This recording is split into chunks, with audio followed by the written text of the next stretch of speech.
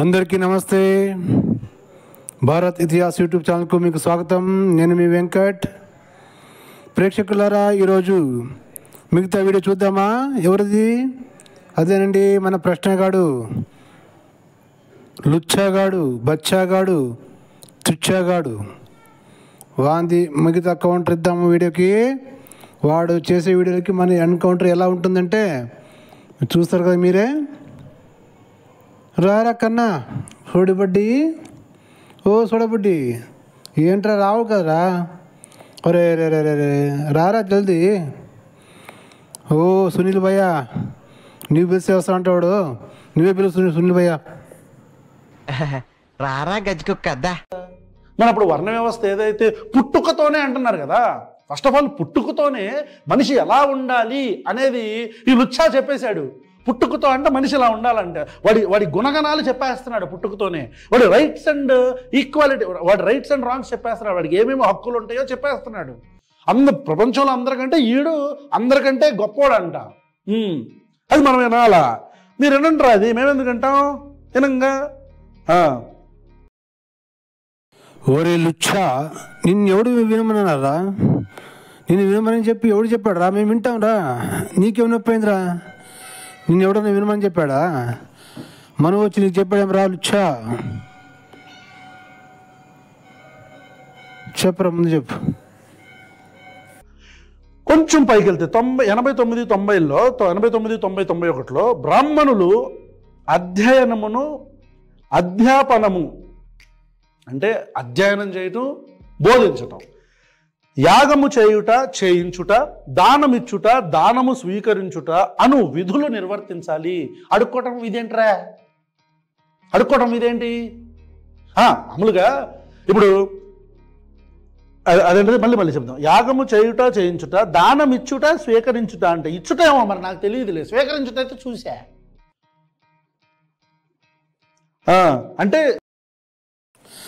ఒరే పిచ్చి వంజి వెదవా, లుచ్చా వెదవా, దానం ఇచ్చుట అంటే విద్యని ఫ్రీగా పంచాలని, ఫ్రీగా ఇవ్వాలని అర్థం రాదండి. బ్రాహ్మణుడు జ్ఞానాన్ని పంచుతాడు కదా నలుగురికి.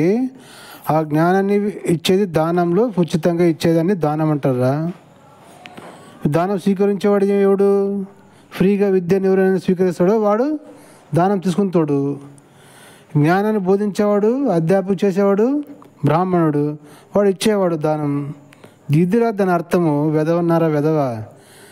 నీకు ఏమీ తెలిసి చావదు. ఎందుకురా వస్తారు యూట్యూబ్లోకి? ఏమి పెద్ద మాట్లాడతాడు అని. నీకు పవన్ కళ్యాణ్ కాలు గోటి కూడా సరిపోరా వెదవన్నారా వెదవా? పవన్ కళ్యాణ్ స్టైల్లో మాట్లాడి పోతున్నావు. పవన్ కళ్యాణ్ మాట్లాడితే కిరాక్గా ఉంటుందిరా వెదవా, నువ్వు మాట్లాడితే చిరాక్గా ఉంటుందిరా వెదవా. అర్థమైందా? చెప్పురా. సింపుల్గా ఓకే, ఇంకా ముందుకెళ్దాం. క్షత్రియులు ప్రజలను రక్షించుట, దానము, యాగము, అధ్యయనములు చేయుట, విషయలోలురు కాకుండుట అను విధులను ఆచరించాలి. వైశ్యుని యొక్క ధర్మాలు పశురక్షణ, దానం, యాగం, అధ్యయనం చేయుట, వర్తకము చేయుట, అప్పులిచ్చుట, భూమి దున్ని వ్యవసాయము చేయుట అనేవంట. చూసారా? బ్రాహ్మణుడు, క్షత్రియుడు, వైశ్యుడు, వీళ్ళ రోల్స్ అండ్ రెస్పాన్సిబిలిటీ బాగా చెప్పాడు కదా ఈ లుచ్చా. ఇప్పుడు చూడండి, ఇప్పుడు అసలు అరాచకం ఇప్పుడు చూడాలా.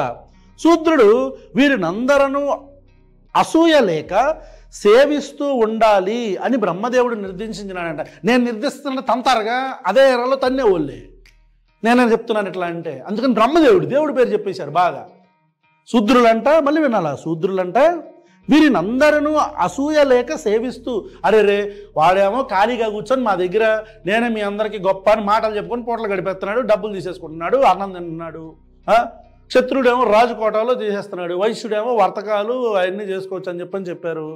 ఈ మిగతా వాళ్ళు ఇప్పుడు వీడియో చూస్తున్న చాలామంది హిందూ మతంలో ఉండే వ్యక్తులు వీళ్ళందరూ కూడా మీరు క్షత్రియులు అంటే రాజు అనబడే కులం ఏదైతే ఉందో అది కాకుండా, వైశ్యులు అంటే కామిటీ అనే కులం కాకుండా, బ్రాహ్మణులు అంటే బ్రాహ్మిన్స్, ఈ 3 కులాలు కాకుండా మీరు రెడ్డి, కమ్మ, కాపు, వెలమ, బలిజ, శెట్టి బలిజ, ఇట్లా పై నుంచి కింద దాకా మేము గొప్ప అని అనుకుండే కులాల నుంచి కిందలో ఉండే మేము తక్కువ అని అనుకుండే ఈ దళితుల దాకా వీళ్ళందరూ కూడా శూద్రుల కోటాలోనే వస్తారు. మరి మీరు ఎప్పుడు తెలుసుకుంటారు నాకైతే తెలియదు, కానీ కొంచెం బుర్ర పెట్టి ఆలోచిస్తే మీకు అర్థమైపోద్ది. మీరు ఒరే లుచ్చా వెధవా, ఒరే బచ్చా వెధవా, ఒరే నికృష్టుడు వెధవా, అరే అక్కడ అర్థం ఏముందిరా?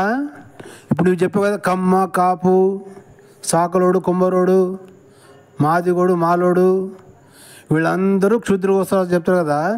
మరి ఇది మంచిదా? మళ్ళా కులాలు కమ్మ కాపు ఈ ఎస్సీ ఎస్టీ ఈ రాజ్యాంగంలో పెట్టింది ఎవడరా? 4 వర్ణాలు ఉండింటే మిగతా 3 వర్ణాలు రేపొద్దున కమ్మ కాపు వ్యాపారం చేసి అంటే వాడు వైశ్య అవుతాడు. రేపొద్దున కొమ్మ కాపుగాడు కానీ ఎస్సీ కానీ రాజు దగ్గర సైన్యం చేతంటే క్షత్రుడు అవుతాడు. ఏమరా వెధవా? మరి అదే బ్రహ్మజ్ఞానము వేదాలు ఉపనిషత్తులు ఇవన్నీ చదువుకుంటే వాడు బ్రాహ్మణుడు అవుతాడరా? ఎవడైనా చదువుకుని పర్ఫెక్ట్గా చదువుకోవాలి కదా, వాడిని పరీక్షిస్తారు. ఇప్పుడున్న రాజ్యాంగంలో కాదురా, అక్కడ అప్పుడు పర్ఫెక్ట్గా మనకు మంత్రాలు వేదాలు అన్నీ వచ్చంటేనే మాత్రమే వారు గుడిలో పూజ చేయడానికి అవకాశం ఇస్తారా? ఏమి ఇప్పుడున్న రాజ్యాంగం ప్రకారం ఉంటే నీకు 30 మార్కులు వచ్చినా నౌకరీ ఇస్తారనే రిజర్వేషన్లో. అలా కాదు రోయ్, అక్కడ కష్టపడి చదివి సంధ్యావేళ పొద్దున 3 గంటలకు 4 గంటలు వేసుకేసి నసుకలా స్నానం చేసి శుభ్రంగా ఉండాలి. ఉంటావురా నువ్వు పంది ముఖముడా? ఏం తెలుస్తుందా నీకు? వాటి భావాలు తెలియదు, వాటి అర్థాలు తెలియదు. నా కొడుకులు మీడియాలో వస్తారు మాట్లాడడానికి, చిల్లర ముండా కొడుకులు.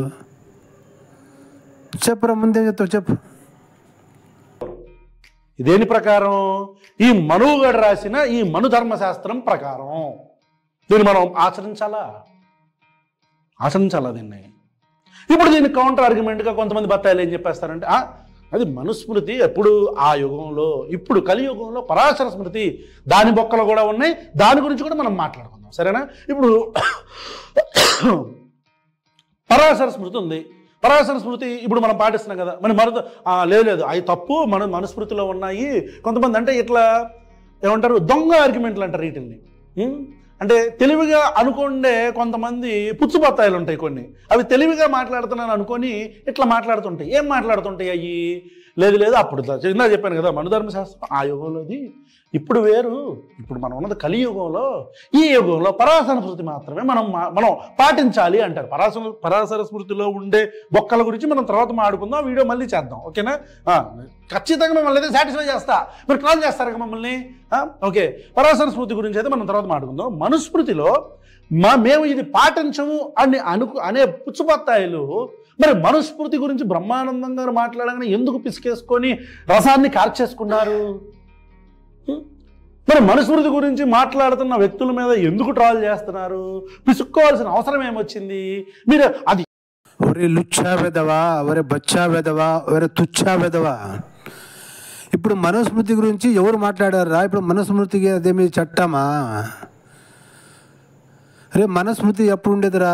రాజుల కాలంలో ఉండేది. అప్పుడు ఏ దేశంలో ప్రజాప్రభుత్వాలు ఉండవు. అప్పుడు ప్రతి రాష్ట్రానికి ఒక రాజ్యాంగం ఉండేది, రాజులు ఉండేవాడు. ఇప్పుడు మీ ఆంధ్రప్రదేశ్ ఉండేదా, తెలంగాణకు ఒక రాజా, ఆంధ్రప్రదేశ్ ఒక రాజ్యం ఉండేవాడు. ఆ రాజ్యాలు ఏం చేస్తారు, మొత్తం వాడే రాజు ఉంటాడు చచ్చే వరకు. ఇది ఇప్పుడు లెక్క రాజ్యాంగంలోకి ఎలక్షన్ చేసి ప్రజలు ఓట్లేసి రాజుగా అయ్యేది ఉండేది లేకున్నప్పుడు ఆ రాజు అంతా వాడి ఆస్తి ప్రాపర్టీ వాంది, అది రాజుది. రాజు ఉన్నప్పుడు రాజు ఆస్థానంలో బ్రాహ్మణం పెట్టుకుంటాడు, వైశ్యులను పెట్టుకుంటాడు, క్షూద్రులను పెట్టుకుంటాడు. క్షూద్రులు క్షత్రియంగా పని చేస్తారు రాజుతోనే. తెలియదురా నీకు? వెధవన్నారా వెధవా? రాజు దగ్గర సైనికులుగా ఉండేవారు ఎవరు వాళ్ళు? క్షూద్రులు కాదు వాళ్ళు రాజుల దగ్గర సైనికులు చేసేవాళ్ళు క్షత్రులు అవుతారు. వాళ్ళు క్షత్రులు అంటారు వాళ్ళని. వాళ్ళు కూడా క్షూద్రులేరా? క్షూద్రులు ఉంటే సైన్యానికి వచ్చింటారు సెలెక్ట్ అయ్యి. అర్థమైందా? ఇప్పుడు నేను మనుధర్మ శాస్త్రం పాటించని నీకు ఎవడు చెప్పాడురా? ఆ మనుధర్మ శాస్త్రం ఒక చట్టము, ఇది ఇట్లానే ఉండాలని కలిసి ఇప్పుడు ఎవడు చెప్పాడు నీకు? ఏ మోదీ చెప్పాడా? అమిత్ షా చెప్పాడా? ఎవడు చెప్పాడా నీకు? వెదవన్నారా వెదవ. అది కాదు కదా మీరు పాటించేది. ఈ యుగంలో పరదాసు స్మృతి కదా. అప్పట్లో మరి అనాగరికంగా ఉంది కాబట్టి దాన్ని మనం మాట్లాడుకోకూడదు అనుకోవాలి. ఏమంటారు? మరి ఎందుకు మాట్లాడుతున్నాం మనం? రే అయిపోలా. ఎందుకు మాట్లాడుతున్నామంటే నీ అట్లా బేకారం ఉండే కొడుకులు పనిపాటు ఉండదు కదా, పనిపాటు ఉండదు. అదే ఆడవాళ్ళ కష్టంతో బతుకుతావు. ఒక పని పాటు లేనప్పుడు ఏం చేస్తాం? ఇవే పనులు చేస్తామంట. ఎక్కడో తీసుకేసి ఇప్పుడు ఉన్న దాని గురించి మాట్లాడే దమ్ము లేదు. ఇప్పుడు ఏదో ఒక రాజ్యాంగంలో అందరికి సమానంగా ఉండదేమో అలా మాట్లాడుతున్నావు నువ్వు. ఇప్పుడున్న రాజ్యాంగంలో సమానత్వం ఉండేమ్రా? అందరూ సమానులేనా? అందరూ ఒకటేనా? మళ్ళీ అందరూ ఒకటే ఉన్నప్పుడు మళ్ళీ ఈ కులాలు ఎందుకు పెట్టాడరా? ఈ బ్రిటిష్ లంచ కూడా వచ్చేసి కమ్మ, కాపు, సాకులోడు, కుమ్మరోడు, మాదిగోడు, మాలోడు అనికేసి కురుబుడు అని ఈ కులాలు ఎందుకు పెట్టాడు? వాడు చేసిపోయిన కంప కదరా ఇది. అయిపోలా. నెక్స్ట్ 96 to 100, 101 కూడా అంట. చూడండి, ఈ సృష్టి యందు ఇప్పుడు అగైన్ 96 to 100. ఈ సృష్టి యందు ప్రాణులు గొప్పవి, ప్రాణుల యందు బుద్ధి వల్ల జీవించు జీవులు గొప్పవారు, ఆ జీవుల యందు మానవులు మిక్కిలి గొప్పవారు. అబ్బా, ఏంటి ఎంత మంచిగా చెప్తున్నాడు. బాగా చెప్పాడు కదా. అందరిలో కల్లా మానవులు గొప్పవారు. బాగు. మరి బుద్ధి ఏదో ముందు ఆలోచించవచ్చుగా, ముందు చెప్పొచ్చుగా, ఎందుకు చెప్పలా? అంటే ఏంట్రా? అంటే ఈ మాట ముందు చెప్పలే, బాగా చెప్పావు. ఈ మాట ముందే చెప్పలేవా? అంటే నువ్వు ఎప్పుడు నువ్వు చెప్పినప్పుడు చెప్పాలి. అది నువ్వు ఎప్పుడు చెప్తే అప్పుడు రాసి పెట్టాలి. ఎవరా వెదవన్నారా వెదవ? ఆయన ఏ విషయం ఎప్పుడు రాయాలో ఆయనకు తెలుసు. ఆ టైంకి రాసింటాడు ఆయన. ముందు చెప్పాలంటే ముందు నేను చెప్పినట్టు రాయాలనా? ఏమరా నేను చెప్పినట్లు వింటావా? అవరా వెదవన్నారా వెదవ? ఒక ఇంట్లోనే అందరూ ఒకరి మాట ఒకరు వినరు. దొంగ నా కొడక. ముందుకెళ్దాం. వారిలో బ్రాహ్మణులు గొప్పవారు. మారడు ఈడి. అంటే వాడి బుర్ర ఎలా ఉంది, వాడి ఆలోచన విధానం ఎలా ఉంది? అప్పట్లో మనుషులని వర్ణాల కింద విభజించి మనుషుల్లో వ్యత్యాసాలు క్రియేట్ చేసి ఇవన్నీ చేసింది ఈడి కదా. ఒరే లుచ్చా వెదవా, అంతెందుకు చించుకుంటున్నావురా? మనుషుల్ని వర్ణాలుగా విభజించడానికి ఆయన 4 వర్ణాలు విభజించాడరా. ఇప్పుడున్న రాజ్యాంగంలో విభజించలేదురా. ఇప్పుడున్న రాజ్యాంగం అందరూ సమానంగా చూసిందా? ఒరే నన్ను ఇప్పుడు ఎస్సీరా, నేను ఎస్సీ మాల. ఇప్పుడు నేను ఏ ఫంక్షన్కి వెళ్ళినా కోమటోని ఇంట్లో పోతాను, తింటాను, బ్రాహ్మణుల ఇంట్లో పోయి తింటాను. ఈ భారతదేశంలో ఏ గుడికి పోయినా నన్ను ఎవడు నీ కులం ఏదైనా అడగడరా. ఎక్కడికి పోయినా అడగరు నీ కులము. కానీ ఈ రాజ్యాంగం రాసిన వాళ్ళు రాజ్యాంగంలో ఏ ఆఫీస్కి పోయినాను, ఏ పనికి వెళ్ళినా నీ కులం మీద అడుగుతున్నాడు రా. రాజ్యాంగం అడుగుతుందిరా. మళ్ళీ రాజ్యాంగంలో వివక్ష ఎందుకు పెట్టారా?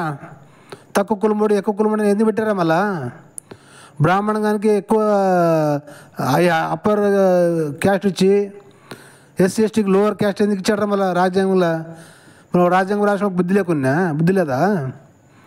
మరి ఇప్పుడున్న దాని గురించి మాట్లాడాలి కదా, ఇప్పుడున్న సమస్య గురించి మాట్లాడాలి కదా. ఆ మనుస్మృతి ఎప్పుడుదో ఉంది. మనుస్మృతి ఇప్పుడు ఫాలో అవుతారు ఎవడనా? చెప్పరా. ఇప్పుడు ఏదో నువ్వు సమానత్వం ఉండదు భారతదేశంలో. ఎక్కడుందిరా సమానత్వము? ఇప్పుడు నేను అంత డెవలప్మెంట్ అయినా, ఇప్పుడు నన్ను వ్యాపారం చేస్తున్నా, ఒక ఎస్ఐ ఉండి వ్యాపారం చేస్తున్నా, అయినా కూడా నన్ను రాజ్యాంగం నన్ను ఎస్ఐగానే చూస్తుంది. నన్ను లోవర్ క్యాస్ట్ గానే చూస్తుందని. పిచ్చి నా కొడక. మనం ఏదో అనుకుంటాం కానీ వాళ్ళలో బ్రాహ్మణులు గొప్పవారంటే ఆ బ్రాహ్మణుల్లో విద్వాంసులు శ్రేష్ఠులు. మళ్ళీ వాళ్ళలో కూడా విద్వాంసులు వాళ్ళు. ఒరే లుచ్చా వెదవా, నిన్ను ఎలా ఏ చెప్పుతో కొట్టాలరా నిన్ను? విద్వాంసులు అంటే నానా అనేవాడు కాదురా లుచ్చా.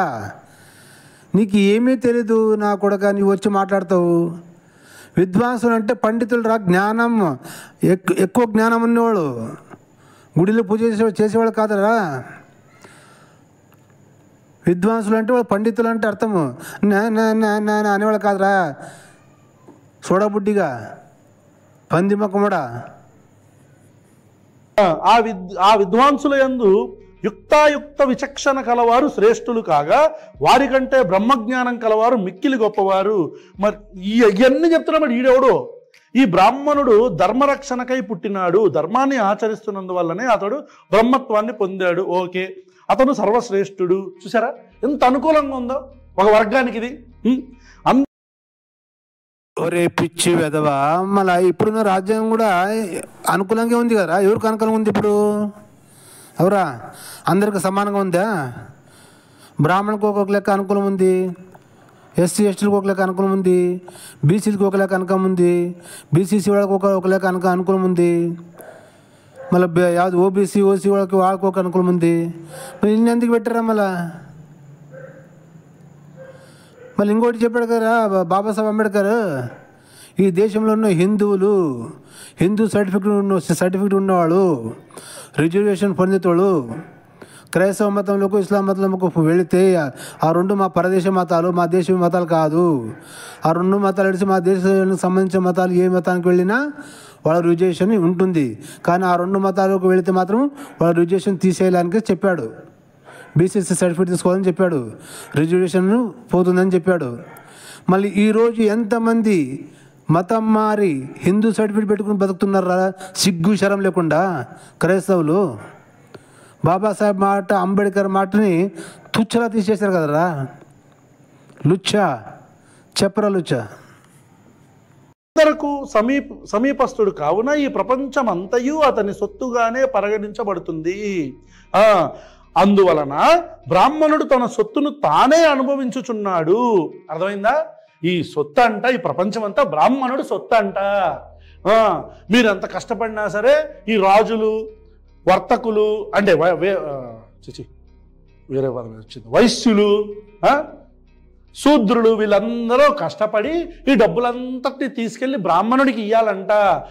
అలా ఒరే లుచ్చా వెదవా, అక్కడ ఎక్కడ చెప్పారు ఆ మాట? నువ్వు అన్ని దాన్ని కలుపుతున్నావురా. అక్కడ ఎక్కడ చెప్పాడు? క్షూద్రులు, వైశ్యులు, క్షత్రియులు కష్టపడి డబ్బులు బ్రాహ్మణుడికి వెళ్ళాలని ఎక్కడ రాశారు అక్కడ వాక్యం? బ్రాహ్మణుడు తన సొత్తుని తాను తింటున్నా అంటే వాడు కష్టపడింది వాడు తింటున్నా అంటే అర్థం రా. ఇంత కూడా తెలుదురా నీకు? ఈ వెధవన్నారా వెధవ, ఎలాగో ఉంటారా? ఎందుకు పుట్టారా భూమి పైన? మీరు పుట్టేటప్పుడు మీ నాన్న నిరోధ వాడంటే సరిపోయేదిరా మీకు. ఎందుకు ఇస్తాం? ఇందాక నేను అన్నాను అదేంటి అడుక్కోవటం కూడా వృత్తేనా అని. అడుక్కోవటం కాదంట, అది అతని సొత్తు అంట. బాగుందా? ఇప్పుడు నుంచి మీరు అందరూ ఈ మనుధర్మ శాస్త్రం పాటిస్తే మీరు అందరూ వెళ్ళి మీరు కష్టపడి తీసుకెళ్ళి వాళ్ళకి ఇచ్చేయండి మీ ఆస్తులన్నీ. మీరు శూద్రుల కోటాలో వచ్చారనుకోండి, ముఖ్యమంత్రి, తెలంగాణ ముఖ్యమంత్రి రేవంత్ రెడ్డి గారు కూడా పార్లమెంట్లో నేను శూద్రుడిని క్లియర్గా చెప్పాడు. ఆయనకు తెలుసు దీంట్లో ఉండే ఈ బొక్కలన్నీ తెలుసు. అంటే వెధవా రేవంత్ రెడ్డి పార్లమెంట్లో నేను క్షూద్రుడని చెప్తుంటే వినడానికి చెప్పడానికి నీకు సిగ్గులేదేమరా? ఆయన రాజకీయ నాయకుడు అయినప్పుడు క్షత్రుడవుతాడు. మనోధర్మ శాస్త్ర ప్రకారం క్షత్రుడవుతాడు. శూద్రుడు ఎలా అంటాడు? ఇప్పుడే మనోధర్మ శాస్త్రం పాలనలో ఉందా? అవరా? అక్కడ మనోధర్మ శాస్త్ర పాలనలో ఉంటే అని చెప్పుకుంటే రాజకీయ నాయకుడు ఉండడానికి అవకాశం లేదు. రాజకీయ నాయకుడిగా ఉన్నాడంటే క్షత్రుడిలో వస్తాడు. అర్థమైందా? వెధవన్నారా వెధవ. ఏ కులాన్ని ఎక్కడెక్కడ పెట్టారు వర్ణ వ్యవస్థలో, నిచ్చల మెట్ల వ్యవస్థలో అనేది ఆయనకు కూడా తెలుసు. ఒకసారి కావాలంటే బయట చూడండి మీరు రేవంత్ రెడ్డి గారు పార్లమెంట్లో మాట్లాడిన శూద్రుడు అనే పదం గురించి. అంటే మేము రెడ్లు, మేము కాపులం, మేము కమ్మలం, మేము బలిజలం, మేము వెలమలం, మీరందరూ శూద్రులే మనోధర్మ శాస్త్రం ప్రకారం. నేను చెప్పట్లా మీరందరూ శూద్రులే. ఓకే, కమ్మ, కాపు, కుంభార వీళ్ళందరూ శూద్రులే మనోధర్మ శాస్త్ర ప్రకారం. నీవు చెప్పినట్లే నాకు తెలుసులేరా? అరే వెధవా, మరి అందరినీ ఒకే దృష్టితో చూసేది మంచిదంటావా? మళ్ళీ రాజ్యాంగంలో నీవు కమ్మ, నీవు కాప, నీవు కుమ్మరుడు, నీవు కురుబోడు, నీవు మాదిగోడు, నీవు మాలోడు, నీవు సాకలోడు, ఇన్ని కులాలు పెట్టేది మంచిదంటావా? వాళ్ళందరినీ ఒకే తాటి తీసుకొచ్చి అందరినీ ఒక దృష్టితో చూసేది మంచిదంటావురా వెధవా? లుచ్చా కొడక చెప్పురా.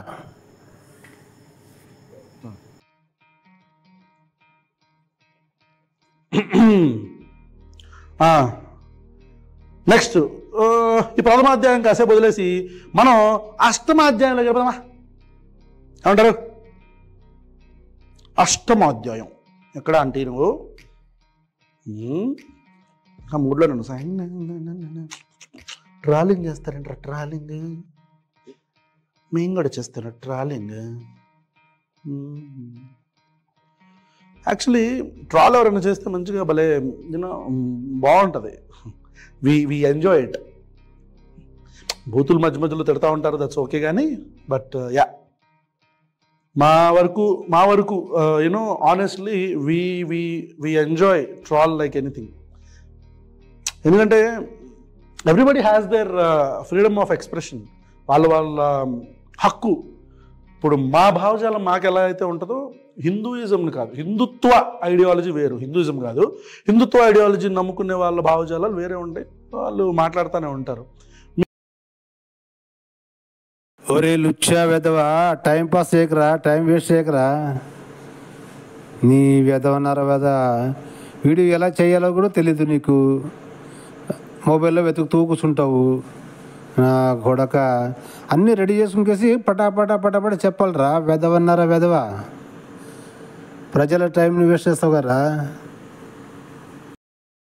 మీరు ఎక్కువ వెంకీ మూవీలో ఉంటుంది చూసారా, వెంకీమా మూవీలో నువ్వు నాకు నచ్చలు, వీడేంటి తెగ ఫీల్ అయిపోతున్నాడని. మీరు దయచేసి మీరు ఫీల్ అవ్వద్దు, మేమేం ఫీల్ అవ్వట్లా ట్రాలింగ్ గురించి, మీరేం బాధపడద్దు. ఓకే అంటే నువ్వు 374. ఓకే, ఇప్పుడు ఈ 8వ అధ్యాయంలో 374 నుంచి 77 80 దాకా, 374 నుంచి 80 దాకా వేసుకోండి. ఒరే లుచ్చా వెదవా, మనుస్మృతి గురించి చెప్పే విధానం ఇది ఏంట్రా? నీకు ఎక్కడ కావాలో అక్కడ 300 నుంచి 300 వేసుకోండి, అది చేసుకోండి. ఇదేరా చెప్పేది. అరే వెదవన్నరా వెదవా, లుచ్చా వెదవా, బచ్చా వెదవా, మనుస్మృతి గురించి చెప్పాలనుకుంటే ఆది నుండి మొదలు పెట్టాలి. ప్రతి వాక్యాన్ని చదివి ప్రతి వాక్యానికి అర్థం చెప్పాలి. ప్రతి ఒక్కటి ఎక్కడ మంచి ఉంది మంచి చెప్పాలి, ఎక్కడ చెడు ఉందంటే ఆ చెడు చెప్పాలి. ఇప్పుడు నువ్వు చూస్తున్న ఈ మనుస్మృతి మను రాసింది కాదురా, గీతా ప్లస్ గోరఖ్పూర్ మనుస్మృతి తీసుకునిరా, దాంట్లో చూపిరా నాకు. ఈ బ్రిటిష్ లంజా కొడుకులు మనుస్మృతిని వక్రీకరించి రాసి అన్ని తప్పులుగా కావాలని రాసి ప్రవేశపెట్టిందిరా గూగుల్లోన. ఇది లంజా కొడుకులు యాంకమా. చూడండి, ఇప్పుడు అష్టమాధ్యాయం 374 నుంచి చదువుతున్నా. శూద్రుడు పెళ్లి కాని ఉన్నత జాతి స్త్రీతో సంగమిస్తే, శూద్రుడంట పెళ్లి కాని, బాబు శూద్రుడు అంటే అందరూ ఎందో చెప్పానుగా కేటగిరీ, మీరు అందరూ పెళ్లి కాని ఉన్నత జాతి స్త్రీ అంటే మీరు వైశ్యులతో కానీ క్షత్రియులతో కానీ బ్రాహ్మణ స్త్రీలు, మీకంటే ఉన్నత జాతి అని ఇప్పుడు వీడి ఉద్దేశం. సంగమించడం అంటే ఆమ్యామ్య, లింగచ్ఛేదము చేయవలెను. లింగచ్ఛేదన అంటే తెలుసుగా, నేను చెప్పక్కర్లేదు.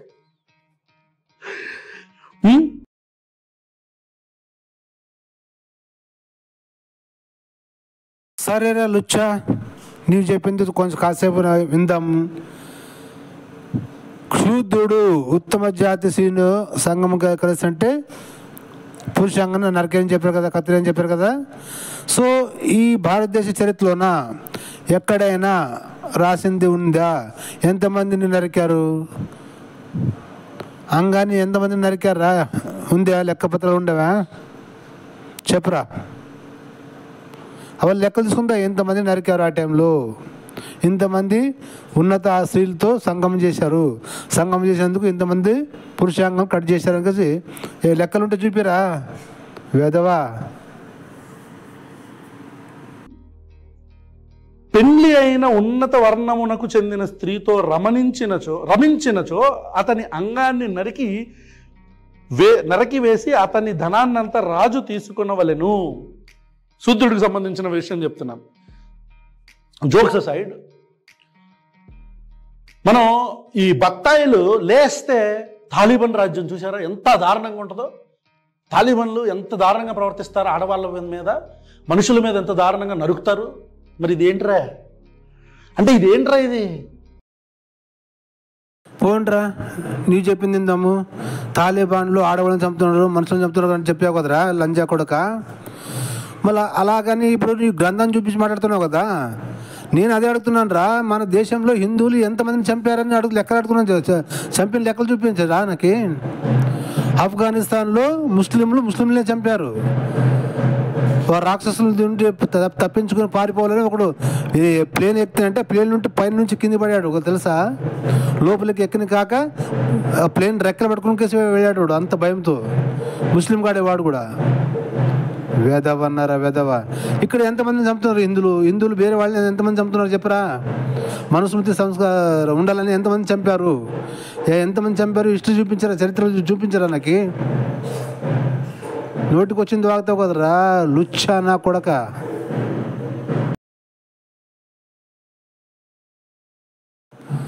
ప్రేక్షకులారా, ఈరోజు ఇంతటితో ఈ వీడియో మిగుతాం. ఇంకా కొంచెం ఉంది, నెక్స్ట్ వీడియోలో మనకి ఎన్కౌంటర్ చేద్దాం, ఓకేనా. సో ప్రేక్షకులారా, ఈ వీడియో పైన మీ అభిప్రాయాన్ని కామెంట్ రూపంలో తెలియజేయండి. నేను మీ వెంకట్. అంతవరకు చూస్తుండండి భారత్ ఇతిహాస్ యూట్యూబ్ ఛానల్. జై హింద్, వందే మాతరం, భారత్ మాతా కీ జై.